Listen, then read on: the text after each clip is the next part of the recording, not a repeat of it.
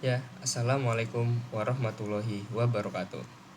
Saya Muhammad Zaki Farul Rozi, saya dari Diploma 3 Akuntansi angkatan 2023. Nah, di sini saya akan membahas tentang risk based audit process. Nah, di dalam risk based audit process di sini terdapat Kosher Cubes. Nah, di dalam Kosher Cubes ini terdapat eh, beberapa komponen. Nah, komponen ini harus ada di setiap entitas atau di setiap entity. Nah, komponen yang pertama itu ada namanya control environment atau lingkungan pengendalian. Nah, lingkungan pengendalian tuh kayak fondasinya organisasi. Jadi gimana sih kayak budaya kerja dan aturan di, misalkan saya ngambil contoh di kampus ya. Nah, aturan di kampus memengaruhi cara semua orang di sana itu jalanin tugasnya. Nah, kalau lingkungannya udah oke, udah bagus, kerjaan jadi lebih terarah, etis dan profesional. Nah, di Universitas Mercu Buana atau UMB, mereka bikin aturan kode etik yang wajib dipatuhi sama semua dosen dan staf. Nah, biar makin afdol, mereka juga rutin ngadain pelatihan soal etika kerja. Nah, ini tuh kayak bikin bikin apa tuh namanya ya? Budaya kerja gitu, yang rapi dan profesional. Misalkan contohnya Universitas Mercu Buana punya kode etik buat dosen dan staf. Nah, isinya soal kejujuran, transparansi, dan tanggung jawab. Terus setiap tahun mereka ngadain pelatihan etika kerja biar semua orang paham standar kerja yang harus diikuti. Nah, yang kedua di sini ada namanya risk assessment. Nah, risk assessment ini merupakan penilaian resiko.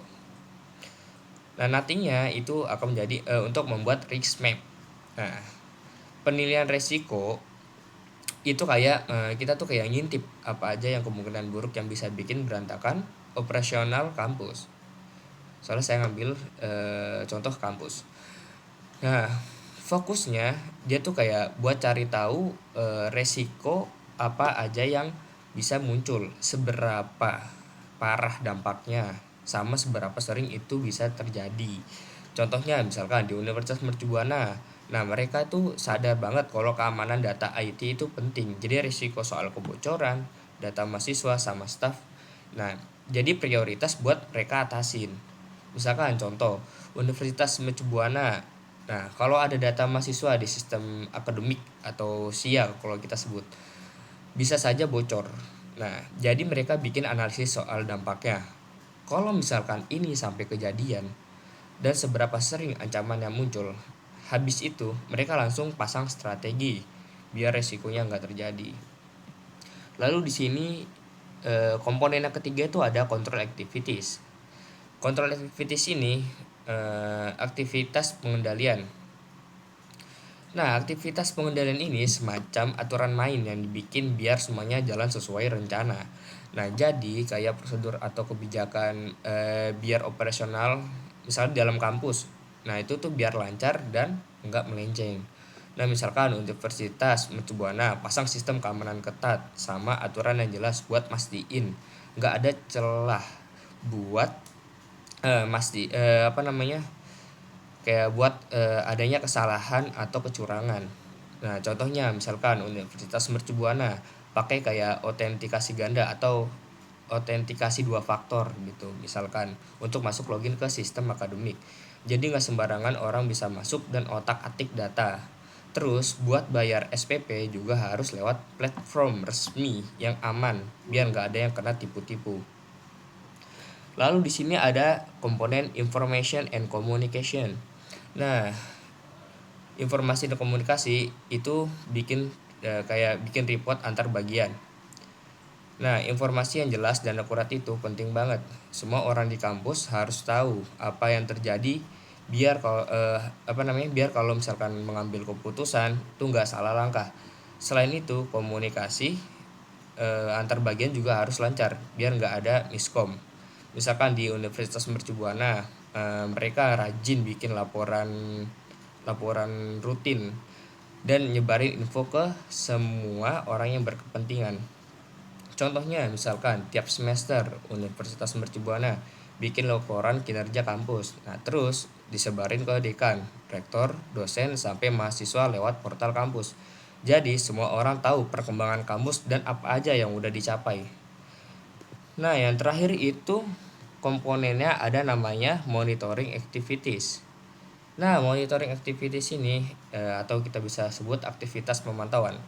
Nah, monitoring itu semacam kita tuh kayak mengecek ulang, terutama ketika ada perubahan apa semua yang ada di yang udah di apa namanya, yang udah dijalanin di kampus.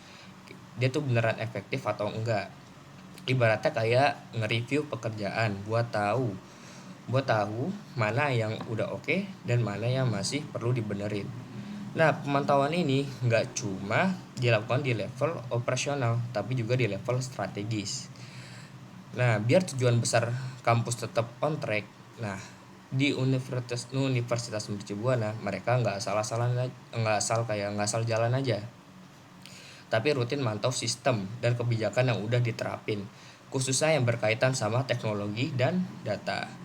Misalkan contoh, Universitas Mercubuana tiap tahun kayak ngadain audit internal buat ngecek sistem e-learning mereka. Nah, audit ini tujuannya buat memastikan sistemnya lancar, gak ada error, dan sesuai sama aturan soal privasi data. Selain itu, mereka juga cek kinerja sistem secara keseluruhan dari akses user sampai pengalaman belajar mahasiswa. Nah, hasil dari audit ini nggak disimpan sendiri, tapi langsung dilaporin ke pimpinan kampus atau rektor kalau kita bisa bilang. Nah, kalau ada masalah, mereka langsung kasih rekomendasi biar bisa diperbaiki dan nggak ada kejadian lagi. Jadi intinya monitoring itu kayak ngecek keadaan biar semua yang direncanain kampus bisa berjalan sesuai dengan target. Kalau ada yang meleset, langsung diperbaiki biar nggak berdampak buruk ke kegiatan kampus. Nah, di sini terdapat 3 tujuan perusahaan. Tujuan membuat sistem pengendalian internal. Nah, yang pertama itu ada operation atau kita sebut operasional. Nah, bagian operasional itu soal gimana caranya proses pembelajaran misalkan di kampus bisa berjalan dengan lancar, efisien, dan efektif. Nah, jadi semua kegiatan yang terjadi di universitas, baik di kelas atau di bagian administrasi, harus diatur biar nggak ribet dan bikin semua orang tuh nyaman di Universitas Mercu Buana. Mereka udah punya standar operasional buat setiap departemen, baik akademik maupun administrasi. Nah, standar ini bikin semua proses, mulai dari jadwal kuliah, pelayanan mahasiswa, sampai pengurusan dokumen, jadi lebih cepat dan rapi. Nah, contohnya misalkan Universitas Mercu Buana menerapkan standar operasional prosedur atau kita sebut SOP di semua departemen. Misalnya buat bikin jadwal kuliah yang lebih efisien atau mempercepat pelayanan administrasi seperti pengurusan KRS, transkrip nilai. Nah, jadi mahasiswa tuh nggak perlu antri lama-lama dan dosen juga bisa fokus ngajar tanpa terganggu urusan administratif. Lalu yang kedua tuh ada reporting atau kita sebut pelaporan. Nah, reporting ini itu kayak soal bikin laporan keuangan atau operasional yang jelas dan dipertanggungjawabkan. Nah, tujuannya biar semua yang terlibat di kampus dari mahasiswa sampai manajemen tahu kalau dana kampus dan kegiatan operasional dipakai sesuai dengan aturan. Nah, laporan ini juga dicek sama pihak luar biar nggak ada manipulasi. Di Universitas Mercu Buana laporan keuangan disusun tiap tahun, terus diaudit sama auditor eksternal buat memastikan semuanya sesuai dengan aturan. Contohnya misalkan Universitas Mercu Buana nyiapin laporan keuangan tahunan yang diaudit sama auditor eksternal. Nah, dari laporan ini bisa kelihatan dana untuk universitas dipakai buat apa saja, kayak pembangunan fasilitas, buat gaji dosen, atau pengadaan teknologi baru. Jadi semuanya jelas, nggak ada yang mencurang. Lalu yang ketiga ini ada namanya compliance. Nah, compliance itu kalau misalkan kita sebut itu apa ya, kepatuhan. Nah, compliance itu soal memastikan kalau kampus ngikutin semua aturan dan regulasi yang berlaku. baik dari pemerintah atau organisasi internasional. Nah, kalau nggak patuh, bisa-bisa kampus kena masalah, kayak sanksi atau bahkan pencabutan izin operasional. Nah, Universitas Mercubuana selalu pastiin semua program studi mereka sesuai sama aturan Kementerian Pendidikan, termasuk soal akreditasi dan standar pendidikan tinggi. Jadi kelima komponen tersebut harus dilaksanakan setiap entitas perusahaan. Contohnya, misalkan Universitas Mercubuana rutin ngecek apakah semua program studi mereka sudah sesuai sama regulasi dari Kementerian Pendidikan. Nah, misalnya program studi harus punya akreditasi tertentu atau ada syarat minimum buat dosen dan fasilitas kampus. Nah, kalau ada aturan baru dari pemerintah, mereka langsung adaptasi biar tetap compliance. Jadi, inti dari operation, reporting, dan compliance ini adalah bikin semua kegiatan di kampus jadi lebih efektif. Laporan keuangannya transparan dan pastiin semuanya berjalan sesuai dengan aturan. Nah, kalau semuanya jalan sesuai aturan, kampus jadi makin solid dan dipercaya sama masyarakat. Nah, di sini di Koshok Cubes yang sebelah sini itu bisa disebut struktur atau entity. Nah, struktur yang pertama itu terdapat namanya entity level. Nah, entity level itu ini tuh bagian yang paling atas, kayak misalkan perusahaan atau organisasi secara keseluruhan. Nah, jadi audit di sini ngecek apakah manajemen puncak udah ngejalanin kontrol yang baik buat seluruh perusahaan. Contoh misalkan visi, misi, dan budaya kerja. Lalu di bawahnya itu ada namanya division. Nah, division ini kalau ini division ini kayak lebih spesifik ke bagian-bagian besar dalam perusahaan, kayak divisi pemasaran, produksi, atau keuangan. Audit yang fokus ke gimana masing-masing divisi ini jalanin tugasnya sesuai dengan aturan. Lalu struktur yang ketiga itu namanya operating unit. Nah, operating unit ini lebih kecilnya lagi, atau misalkan kita anggap itu adiknya. Nah, kayak unit kerja atau departemen di bawah divisi. Misalnya, kalau divisi keuangan ada unit pajak atau unit pengajian. Nah, auditnya ngecek apakah kontrol di level ini sudah efektif atau belum. Lalu di bawahnya itu ada function. Nah, function ini yang paling bawah nih, yang paling kecil. Nah, function ini itu kita kayak ngelihat fungsi atau aktivitas spesifik dalam perusahaan. Misal fungsi pembayaran, pencatatan, transaksi, atau penyimpanan barang. Auditnya tuh dia tuh harus detail, fokus ke aktivitas harian aja. Nah, setelah kita membahas tentang Kosher Cubes, di sini saya akan membahas tentang internal control system. Nah, di dalam internal control system ini terdapat three lines model atau pengawas 3 lapis. Pertama itu first line. First line itu biasanya pemilik resiko. Lalu second line itu biasanya atasan risk owner. Lalu yang ketiga tuh third line atau penanggung jawab penyelesaian masalah. Lalu di sini ada namanya risk management. Nah, menurut Alvin Ahrens, manajemen resiko dalam audit itu intinya adalah cara perusahaan buat ngenalin, mengevaluasi, dan ngatur resiko yang bisa ngeganggu tercapainya tujuan bisnis mereka. Nah, prosesnya tuh ada tahapannya, dari ngelis resiko, ngasih prioritas, sampai ngasih solusi atau pengendalian yang pas biar resikonya tuh nggak kejadian atau minimal bisa diminimalisir. Nah, Ahrens tuh juga meng-highlight kalau misalkan resiko itu penting banget di dunia audit, apalagi yang namanya resiko inherent. Nah, resiko pengendalian, resiko audit. Nah, pendekatan ini bikin auditor dan perusahaan lebih yakin. Nah, lebih yakin kalau sistem pengendalian internal mereka emang jalan dan efektif buat mengurangi resiko-resiko tadi. Nah, di sini di sini ada namanya analytical materiality. Nah, dalam analytical test ini, materiality itu kayak besarnya kesalahan. di sini ada materiality kan. Nah, materiality itu kayak besarnya kesalahan atau salah saji. Salah saji informasi keuangan yang bisa dianggap salah. Nah, yang pertama tuh di sini ada namanya OM. Nah, OM itu singkatan dari overall materiality. Nah, overall materiality itu level materialitas secara keseluruhan. Dia tuh kayak dipakai buat ngecek apakah laporan keuangan sudah bebas dari kesalahan yang dianggap gede banget, kayak udah di luar dugaan. Nah, ini tuh jadi patokan auditor buat mengukur resiko dan ngatur langkah-langkah audit yang bakal diambil. Lalu yang kedua di sini ada PM atau performance materiality. Nah, kalau performance materiality itu materialitas yang lebih kecil dari overall materiality.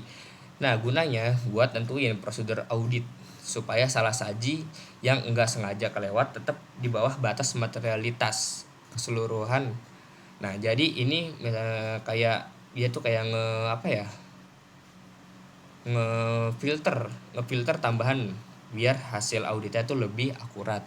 Lalu di sini ada AM atau analytical materiality. Nah, analytical materiality itu dipakai pas auditor lagi ngelakuin analisis. Gunanya buat tentuin apakah perbedaan atau penyimpangan dari ekspektasi perlu dicek atau enggak. Intinya analytical materiality itu membantu auditor fokus sama yang benar-benar penting pas nganalisa data. Nah, ketiga istilah ini tuh bikin kerjaan auditor bakal lebih rapi, efisien, dan tepat sasaran, khususnya pas mereka lagi ngehadapin resiko yang bisa bikin laporan keuangan nggak valid.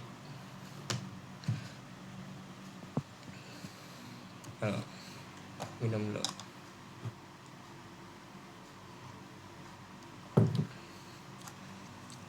Nah, setelah kita membahas tentang Kosho Cubes, terus internal control system, three lines model, risk management, analytical test, materiality, di sini saya akan membahas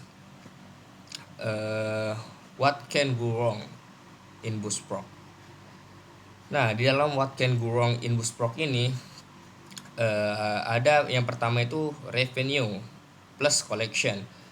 Nah, revenue itu kan pendapatan dan pengumpulan pembayaran, collection. Nah, masalah di bagian ini biasanya terjadi karena pengelolaan pemasukan yang kurang rapi, terutama dari pembayaran mahasiswa atau pihak ketiga.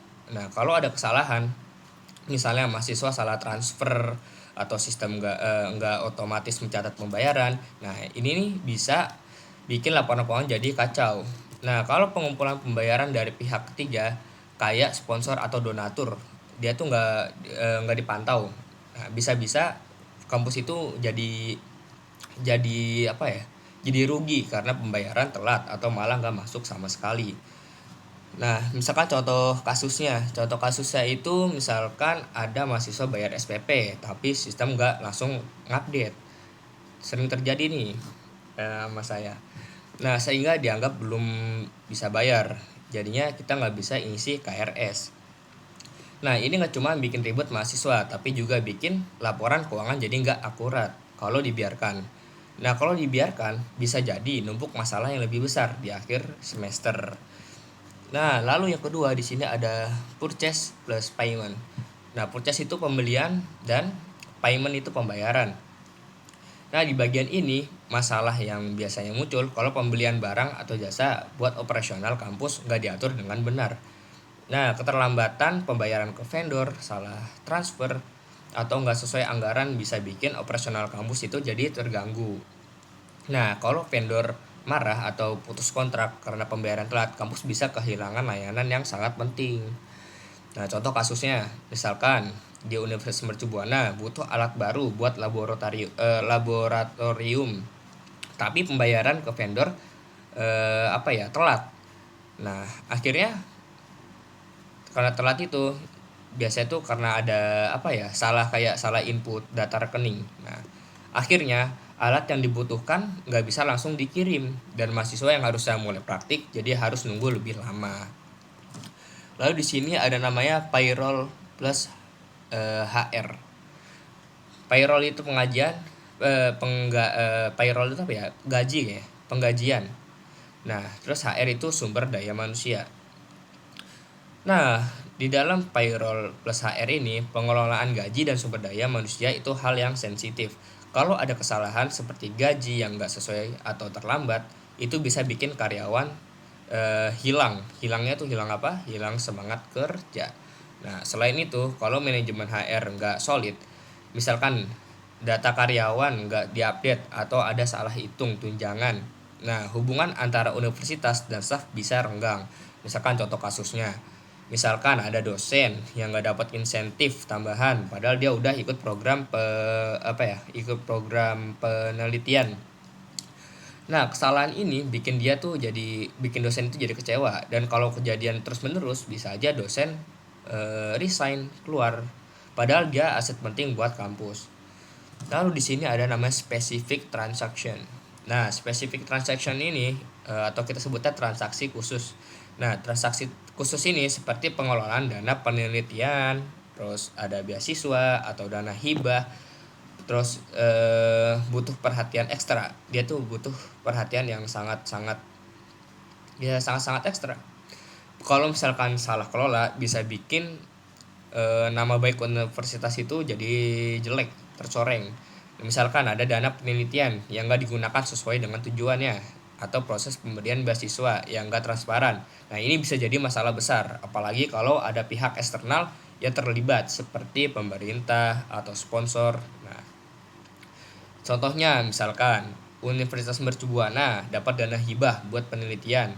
Nah, tapi ada kesalahan dalam pencatatan penggunaan dana sehingga nggak sesuai sama laporan ke pihak pemberi hibah.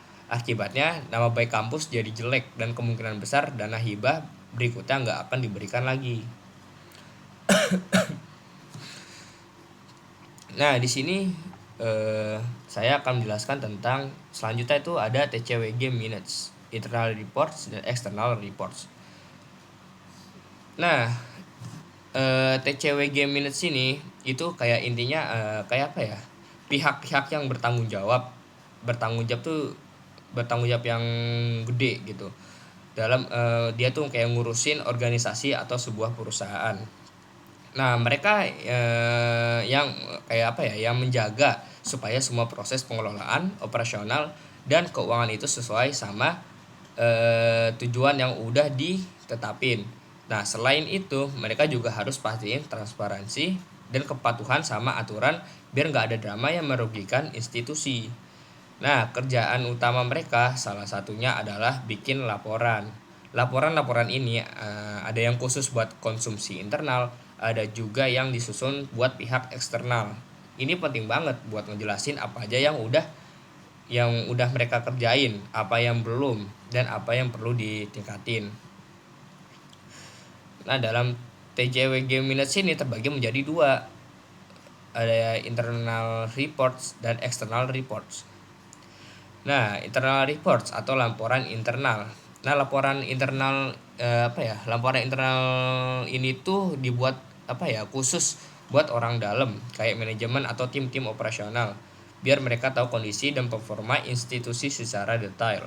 Nah, ini tuh kayak buku catatan rahasia yang dipakai buat ngambil keputusan strategis.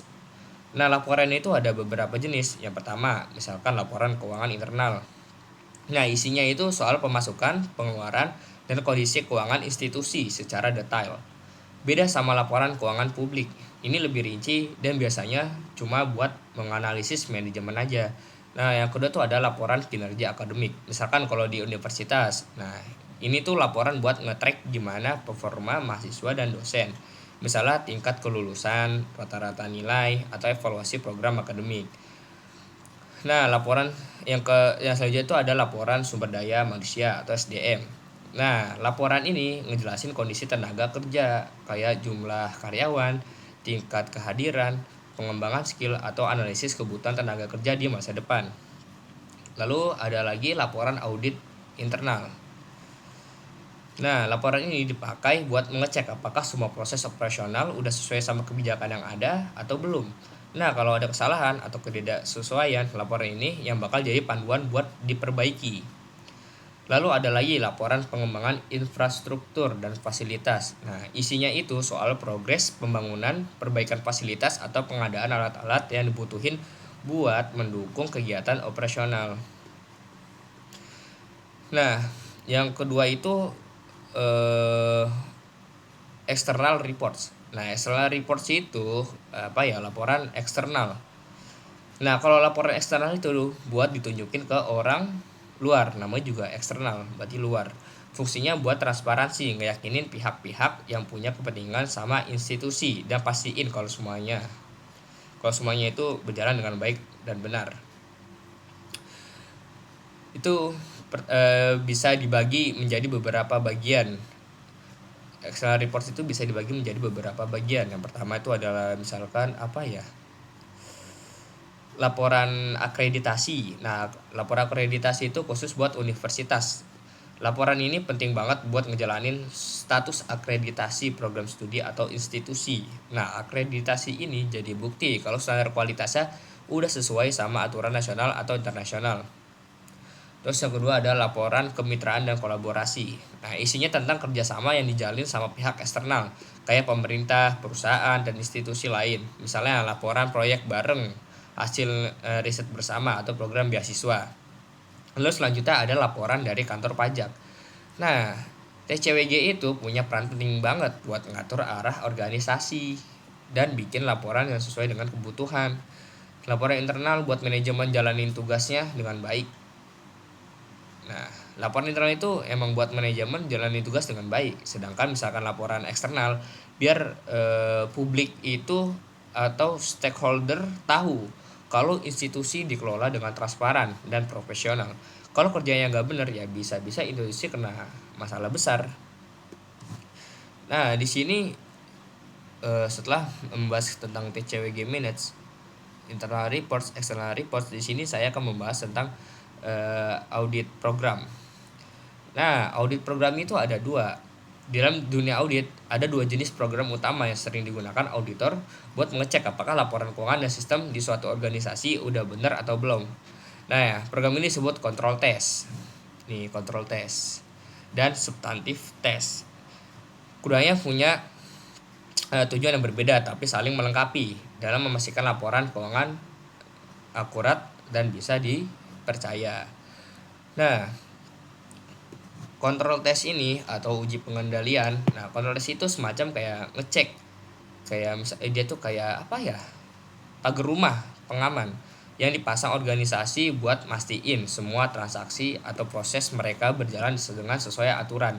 Nah, auditor bakal ngevaluasi apakah sistem kontrol internal yang diterapkan itu beneran efektif atau cuma formalitas doang. Nah, kontrol internal di sini maksudnya kayak aturan, terus prosedur, terus kebijakan yang dibuat organisasi buat mencegah atau memperbaiki kesalahan sebelum jadi masalah besar untuk menguji pengendalian. Nah, tujuan utama dari kontrol tes ini adalah memastikan kalau kontrol-kontrol itu yang dipasang, yang pertama bisa mencegah kesalahan atau kecurangan. Terus yang kedua, bisa mendeteksi masalah yang muncul. Yang ketiga, bisa mendeteksi masalah yang ketiga tuh cepat memperbaiki kalau ada kesalahan terjadi. Nah, misalkan contoh, auditor itu ngecek apakah transaksi keuangan tertentu udah ada persetujuan dari manajemen sebelumnya dijalankan. Misalkan pembelian alat kantor gede-gedean. Nah, misalkan lagi beli banyak tuh alat-alat kantor, harus disetujui dulu sama direktur keuangan. Kalau nggak ada tanda tangan berarti kontrolnya nggak dijalanin. Nah, yang kedua tuh ada substantif test atau uji substantif. Nah, substantif test itu lebih fokus ke angka-angka di laporan keuangan. Nah, di sini auditor langsung ngecek apakah saldo akun atau transaksi yang dilaporin itu akurat dan sesuai kenyataan. Jadi mereka beneran turun tangan buat ngecek kewajaran data dengan ngikutin standar audit internasional kayak ISA, International Standard on Auditing, atau berpedoman dengan CFAP atau CEROVA PD dari Ernst kalau CFAP itu dari ISA, kalau CFAPD itu dari Ernst untuk menguji asersi manajemen.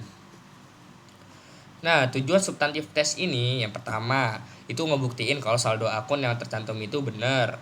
Nah, terus yang kedua itu memastikan nggak ada yang lebih nggak ada yang dilebih-lebihin dan nggak ada yang dikurang-kurangin di laporan keuangan. Yang ketiga itu ngasih keyakinan penuh bahwa laporan keuangan bisa dipercaya.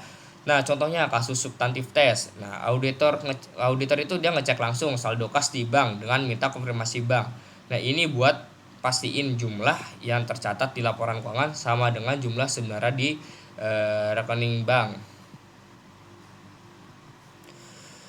Nah, eh, di tadi substantif tes itu bisa dibagi menjadi tiga. Yang pertama itu ada ini apa namanya, TOT, test of transaction. Nah, test of transaction ini suatu tindakan yang dilakukan oleh auditor untuk memverifikasi keakuratan dan keabsahan transaksi keuangan individu yang dicatat oleh suatu entitas dengan bertujuan untuk menilai apakah transaksi tersebut sudah terbebas dari kesalahan material dan sesuai dengan standar akuntansi yang berlaku. Lalu di sini ada analytical test. Nah, analytical test itu suatu tindakan yang dilakukan oleh auditor untuk mengevaluasi hubungan dan tren dalam data keuangan untuk mengidentifikasi ketidakwajaran dengan bertujuan untuk membantu auditor mengidentifikasi area yang memerlukan pengujian lebih lanjut. Lalu ada juga namanya TODB atau Test of Detail Balance. Nah, TODB ini bisa diartikan kayak suatu tindakan yang dilakukan auditor untuk memverifikasi keakuratan dan kewajaran saldo akun tertentu dalam laporan keuangan dengan bertujuan untuk memastikan bahwa saldo yang tercatat itu benar, lengkap, dan sesuai dengan standar akuntansi yang berlaku. Nah, bedanya kontrol tes dan substantif tes. Nah, kontrol tes ini fokusnya ke sistem dan prosedur, apakah kontrol internalnya efektif atau enggak. Lalu substantif tes itu langsung ngecek ke angka-angka, apakah data di laporan keuangan itu valid dan akurat. Nah, kontrol tes dan substantif tes itu kayak dua sisi koin dalam audit. Nah, kontrol tes itu kayak ngecek sistem pertahanan organisasi, sementara substantif tes langsung ngecek data biar yakin semuanya itu udah sesuai atau belum. Nah, kombinasi kedua ini itu apa ya? Bikin auditor tuh bisa ngasih opini yang objektif soal laporan keuangan suatu organisasi. Kalau kontrolnya jelek dan datanya nggak akurat, ya siap-siap aja organisasi itu atau perusahaan itu bisa terkena masalah yang besar. Lalu apa ya? Selanjutnya assertion management. Nah, assertion management itu kita bisa sebut pengecekan yang dilakukan oleh auditor setelah diuji untuk menerbitkan laporan audit. Nah, assertion management itu biasanya dia itu menggunakan CFAP. CFAP itu dari ISA. Nah, CFAP itu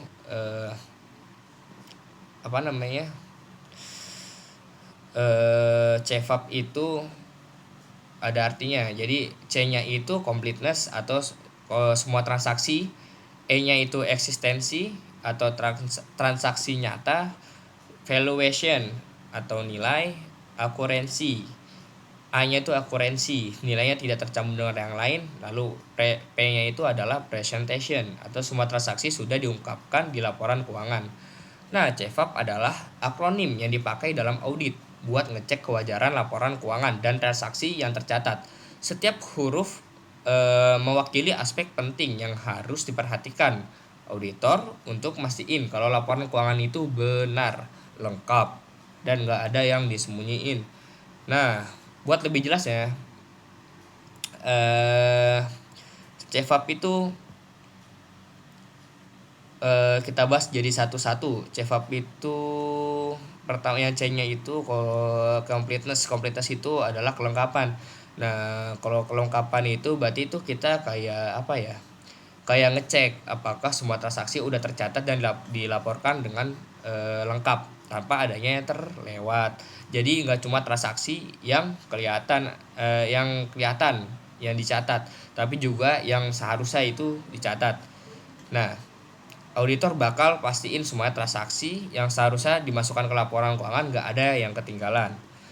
Contoh kasusnya misalkan ada perusahaan nih beli barang dari supplier, tapi karena pembelian ini kecil nggak dilaporin ke bagian keuangan. Nah, auditor tuh harus ngecek kalau transaksi ini udah masuk dalam laporan keuangan.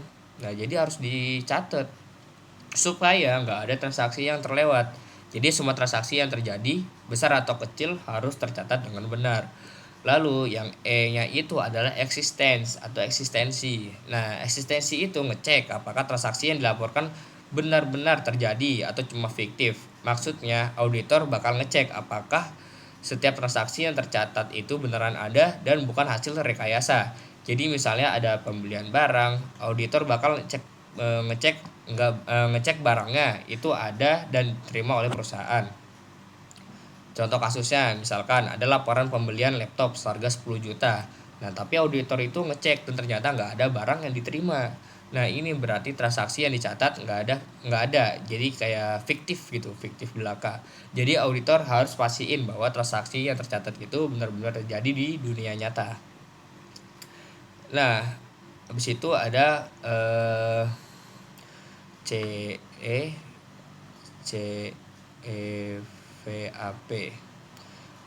Nah, V-nya itu berarti valuation. Valuation itu apa ya? Penilaian. Nah, valuation itu soal nilai transaksi. Di sini auditor harus memastikan kalau transaksi yang tercatat di laporan keuangan udah dinilai dengan benar. Artinya, harga yang tercatat harus sesuai sama harga pasar atau harga yang wajar. Jangan sampai ada transaksi yang nilainya dimanipulasi atau salah hitung. Misalkan perusahaan beli alat seharga 5 juta, tapi dicatat di laporan keuangan seharga 7 juta. Nah, auditor tuh harus ngecek apakah harga yang tercatat udah sesuai dengan nilai pasar atau harga yang benar.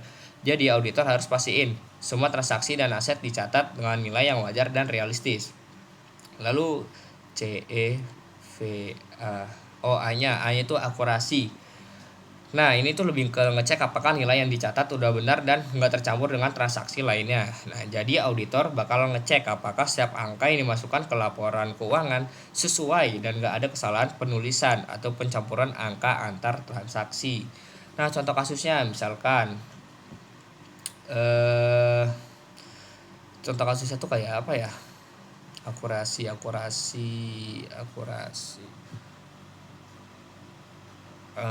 Oh iya, misalkan ada dua transaksi, satu untuk pembelian barang, yang kedua satunya lagi tuh untuk pembayaran utang. Nah, kalau angka-angka dari kedua transaksi itu tercampur, bisa-bisa laporan keuangan jadi kacau. Nah, auditor ini harus pastiin kalau setiap transaksi tercatat dengan angka yang akurat, nggak ada yang salah input atau tercampur.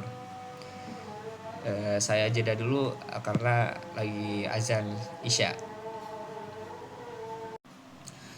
Ya, saya lanjutkan kembali. Ya, CEVAP, berarti P-nya itu ada presentation atau penyajian. Nah, penyajian itu ngecek apakah semua transaksi yang ada udah diungkapkan dengan benar di laporan keuangan.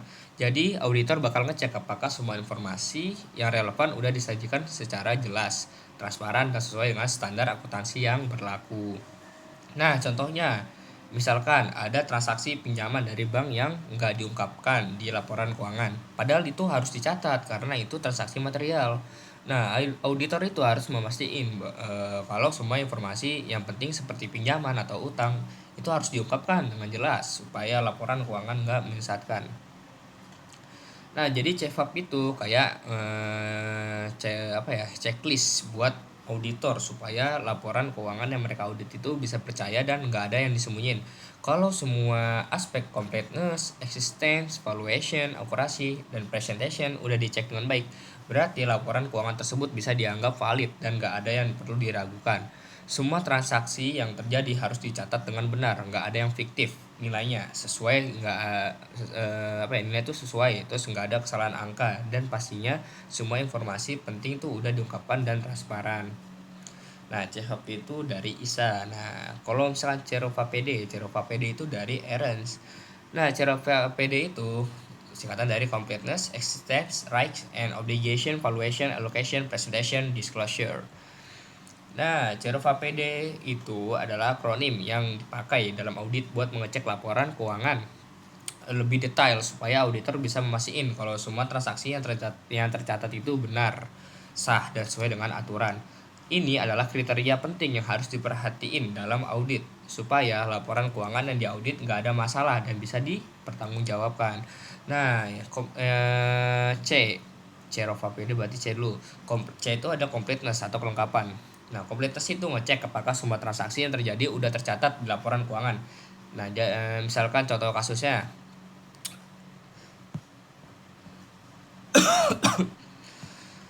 Cerova PD.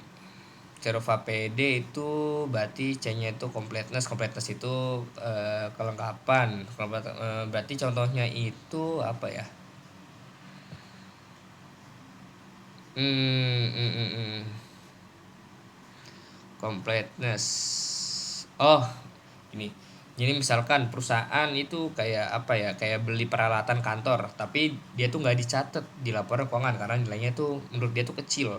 Nah, auditor tuh harus ngecek supaya semua transaksi itu tercatat, termasuk yang kecil sekalipun, supaya laporan keuangan lengkap dan nggak ada yang tertinggal. Berarti itu adalah eksisten atau eksistensi. Nah, eksistensi itu soal memastikan bahwa transaksi yang tercatat itu beneran ada. Nah, jadi auditor tuh harus ngecek apakah transaksi yang dicatat di laporan keuangan benar-benar terjadi atau cuma ada di kertas doang. Misalkan ada pembelian barang nih yang tercatat di di laporan keuangan. Tapi setelah dicek ternyata barangnya tuh nggak pernah diterima. Waduh. Nah, itu berarti transaksi tersebut nggak ada dan laporan keuangan jadi salah. Auditor tuh harus memastikan transaksi yang tercatat itu nyata adanya. Lalu R itu right. Nah, langsung dua aja ya, right and obligation, R sama O. Nah, hak dan kewajiban. Nah, soal memastikan bahwa transaksi yang tercatat itu sesuai sama hak dan kewajiban yang dimiliki oleh perusahaan, dia tuh auditor tuh harus memastikan kalau perusahaan itu punya hak atas aset yang tercatat dan juga punya kewajiban terhadap utang atau liabilitas yang tercatat. Misalkan perusahaan nyatet aset berupa tanah. Nah, tanah itu bukan milik mereka. Itu berarti ada masalah karena hak pemilikannya itu nggak jelas. Auditor tuh harus pastiin kalau hak dan kewajiban yang tercatat itu sah dan sesuai fakta. Lalu Cerova V. V itu valuation atau penilaian. Valuation itu soal nilai transaksi atau aset yang tercatat.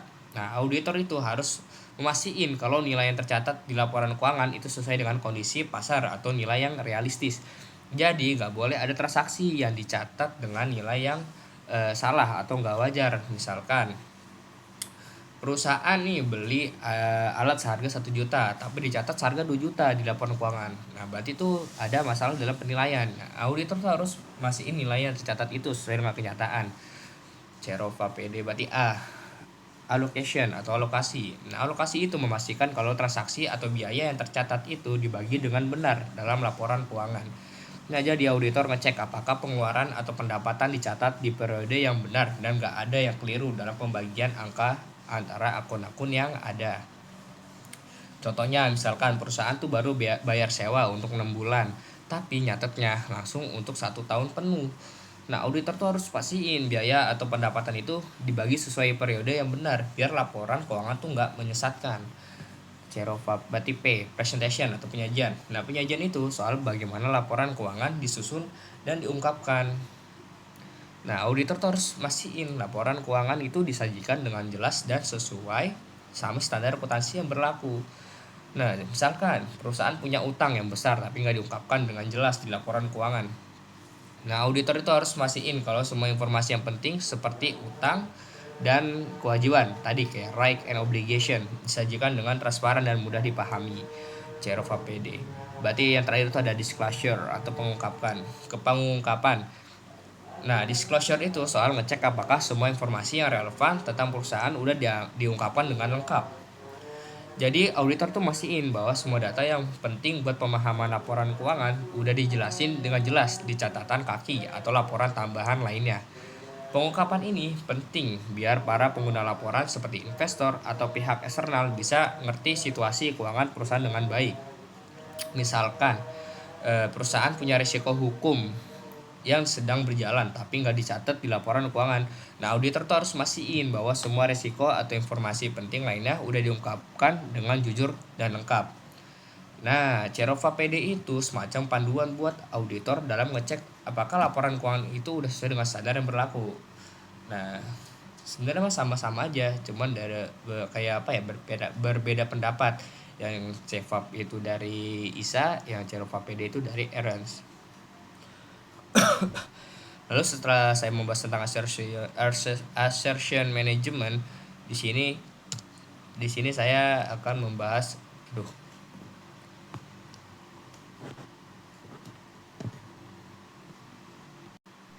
nah, maaf tadi ada kesalahan teknis.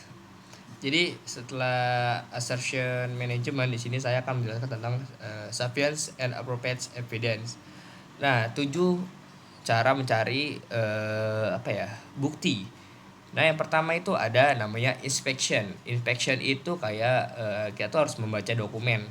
Kita harus nyari bukti tuh di dokumen tersebut. Lalu kedua ada observation. Observation itu kita tuh memandang dari jauh, melihat dari jauh. Lalu ketiga tuh ada confirmation. Confirmation itu kayak kita tuh mengirim surat atau memastikan kembali. Nah, tuh yang keempat itu ada recalculation. Recalculation itu kayak kita tuh menghitung ulang. Nah, yang kelima itu ada namanya reperformance. Reperformance itu kita tuh kayak melakukan kembali. Yang keenam ada analisis. Analisis itu membandingkan yang lalu dengan yang sekarang. Yang ketujuh tuh ada interview. Tanya jawab secara face to face, ketemuan. Nah, lalu di sini ada namanya metodenya. Yang pertama tuh adalah tracing. Tracing itu kita tuh kayak mengecek semua transaksi. Yang kedua tuh ada voicing. Voicing itu proses pengujian semua transaksi. Terus tiga ada comparing.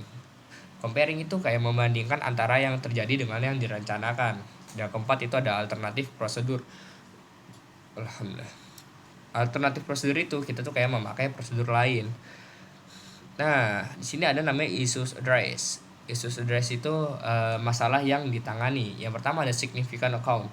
Significant account itu adalah akun besar yang berisiko. Yang kedua ada accounting estimate. Accounting estimate itu perhitungan ulang. Yang ketiga ada going concern, mengecek apakah perusahaan lanjut atau enggak. Nah, yang keempat ada relate parties. Relate parties itu apakah transaksi itu dengan transaksinya itu dengan wajar atau enggak. Lalu yang terakhir ada subsequent event. Nah, apakah peristiwa tersebut mempengaruhi laporan keuangan yang diaudit? Nah, dalam audit itu ada beberapa masalah utama yang bakal ditangani oleh auditor supaya laporan keuangan yang dihasilkan tuh benar-benar valid dan bisa dipercaya. Nah, masalah-masalah ini itu perlu dicermati dengan seksama karena bisa ngaruh ke hasil audit itu sendiri.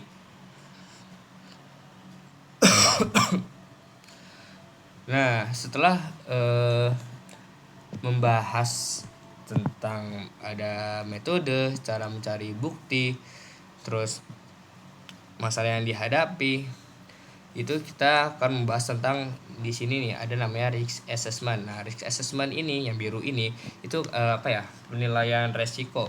Nah, di tahap ini tuh auditor itu ngevaluasi resiko-resiko yang ada di dalam laporan keuangan. Nah, jadi mereka itu bakal mengidentifikasi area mana saja yang punya potensi masalah atau salah saji, misalkan karena pencatatan yang nggak benar atau transaksi yang nggak jelas. Nah, contohnya auditor bakal ngecek apakah ada kesalahan dalam pencatatan dana atau biaya yang bikin laporan keuangan jadi nggak akurat. Misalkan contoh, saya mengambil kasus di universitas, misalkan di Universitas Mercubuana tuh punya sistem pengelolaan beasiswa yang masih manual dan data mahasiswa penerima beasiswa belum terintegrasi dengan baik. Nah, auditor tuh bakal ngelihat ini sebagai risiko besar karena bisa menyebabkan kesalahan pencatatan dan laporan yang nggak akurat. Lalu di sini yang kedua namanya risk response. Nah, risk response itu adalah tanggapan terhadap resiko. Nah, setelah kita mengidentifikasi resiko, auditor itu bakal mengambil langkah-langkah yang perlu buat menangani masalah ini. Biasanya ini termasuk pengujian lebih mendalam pada area-area yang beresiko tinggi, biar masalah yang ada bisa ketahuan dan diperbaiki sebelum laporan itu apa ya? Biar kayak laporan itu apa ya? Jadi kayak maaf saya ulangi. Risk response itu kayak tanggapan terhadap resiko. Nah, setelah mengidentifikasi resiko, auditor tuh bakal mengambil langkah-langkah yang perlu buat menangani masalah ini. Nah, biasanya termasuk pengujian lebih mendalam pada area-area berisiko tinggi, biar masalah tuh yang yang ada tuh bisa ketahuan dan diperbaiki sebelum laporan keuangan final. Misalkan auditor ngerasa pengelolaan dana beasiswa berisiko tinggi, jadi mereka bakal ngelakuin audit lebih mendalam di area ini dan mengecek sistem pengendalian internal yang ada, kayak kebijakan pencatatan dana yang masuk dan yang keluar. Lalu yang ketiga itu ada namanya reporting. Nah, reporting ini namanya pelaporan. Nah, di tahap ini auditor bakal ngumpulin bukti yang cukup buat menentukan apakah laporan keuangan bisa dipercaya atau enggak. Bukti ini harus cukup dan relevan buat nyimpulin apakah laporan keuangan itu wajar atau ada yang salah. Misalkan setelah audit lebih mendalam, auditor menemukan kalau ada kesalahan nih pencatatan dana beasiswa, tapi kesalahan ini enggak signifikan. Nah, auditor itu bakal laporin kesalahan ini ke manajemen dan ngasih rekomendasi buat diperbaiki. Nah, setelah saya membahas risk assessment, risk response, reporting, di sini saya akan menjelaskan hasil audit nih. Nah, hasil audit berdasarkan alur dalam diagram, jika tidak ada kesalahan yang signifikan atau error PM, nih, maka auditor memberikan opini unqualified atau WTP. Nah, jika ada kesalahan yang tidak signifikan di manajemen bersedia melakukan penyesuaian, auditor itu tetap dapat memberikan opini wajar tanpa pengecualian atau kita singkat WTP. Nah, jika ada kesalahan yang signifikan dan manajemen tuh bersedia jika ada kesalahan yang signifikan namun terbatas pada area tertentu, auditor tuh memberi opini WDP atau qualified WDP. WDP itu berarti wajar dalam pengecualian. Nah, jika kesalahan sangat material dan tidak dapat diperbaiki, auditor tuh akan memberikan opini adverse TW ini tidak wajar atau disclaimer tidak memberi pendapat. Nih. Nah, jadi cukup segitu, kurang lebihnya mohon maaf. Billahi taufiq wal hidayah. Wassalamualaikum warahmatullahi wabarakatuh. Sampai jumpa di pertemuan selanjutnya.